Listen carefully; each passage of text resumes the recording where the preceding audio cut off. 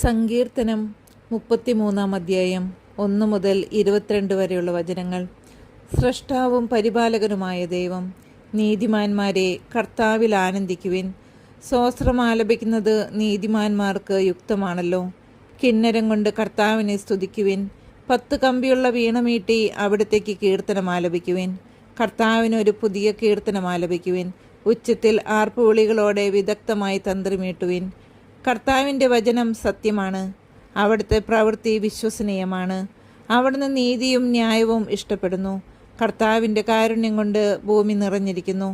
കർത്താവിൻ്റെ വചനത്താൽ ആകാശം നിർമ്മിക്കപ്പെട്ടു, അവിടുത്തെ കൽപ്പനയാൽ ആകാശഗോളങ്ങളും. അവിടുന്ന് സമുദ്രജലത്തെ ഒരുമിച്ച് കൂട്ടി, ആഴങ്ങളെ അവിടുന്ന് കലവറകളിൽ സംഭരിച്ചു. ഭൂമി മുഴുവൻ കർത്താവിനെ ഭയപ്പെടട്ടെ, ഭൂവാസികൾ അവിടുത്തെ മുമ്പിൽ ഭയത്തോടെ നിൽക്കട്ടെ.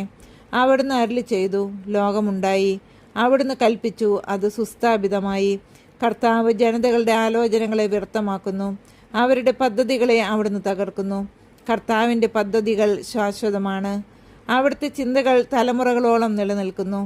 കർത്താവ് ദൈവമായുള്ള ജനവും അവിടുന്ന് തനിക്ക് വേണ്ടി തിരഞ്ഞെടുത്ത ജനതയും ഭാഗ്യമുള്ളവരാണ്. കർത്താവ് സ്വർഗത്തിൽ നിന്ന് താഴേക്ക് നോക്കുന്നു, അവിടുന്ന് എല്ലാ മനുഷ്യരെയും കാണുന്നു. തൻ്റെ സിംഹാസനത്തിൽ നിന്ന് അവിടുന്ന് ഭൂവാസികളെ വീക്ഷിക്കുന്നു. അവരുടെ ഹൃദയങ്ങളെ രൂപപ്പെടുത്തുന്നവൻ അവരുടെ പ്രവൃത്തികളെ നിരീക്ഷിക്കുന്നു.